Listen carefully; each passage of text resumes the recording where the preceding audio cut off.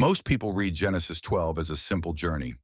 Abram leaves Haran, enters Canaan, and then goes to Egypt.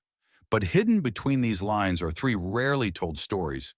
Stories about the famine that Abram pushed Abram south, the misunderstood plan involving Sarai, and the moment God himself stepped into Pharaoh's palace. After Abram traveled the length of Canaan, after he built his altars and declared the name of the Lord, something unexpected happened. The land God promised him became a place he could no longer survive. A severe famine struck. At first glance, it looks like bad timing. Abram obeyed God, and hardship followed. But this famine wasn't a punishment. It was a divine redirect.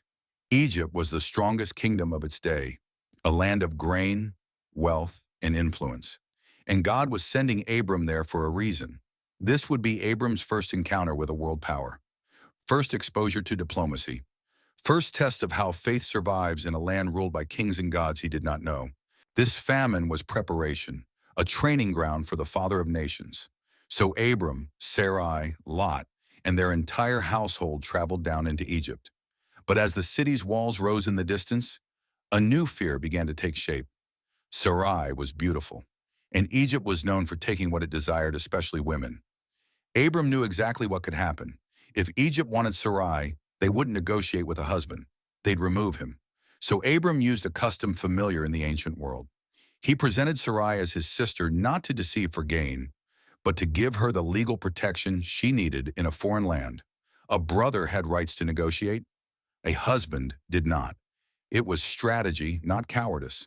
And for a moment it seemed to work, but Pharaoh saw Sarai, and his household took her in. The Bible gives almost no details, just a single heavy sentence, as if the silence itself echoes Abram's fear. But what Scripture says next is one of the most powerful, untold moments in the entire chapter. The Lord plagued Pharaoh and his house. In Hebrew, the word plague implies repeated strikes, sudden, terrifying, unmistakably divine. Something supernatural moved through Pharaoh's palace, something that stopped Egypt's king in his tracks. God himself stepped into the most powerful empire in the world to protect a woman who carried the promise of a nation. Pharaoh realized that Sarai was the wife of a man chosen by a god Pharaoh had never met, but instantly feared. He summoned Abram, ordered servants to escort out, and remarkably did not take back the gifts he had given. Abram walked out of Egypt with Sarai protected, Lot at his side, and blessings he never asked for. And behind them, Egypt whispered of a foreign god who could reach into palaces and defend his people without lifting a sword.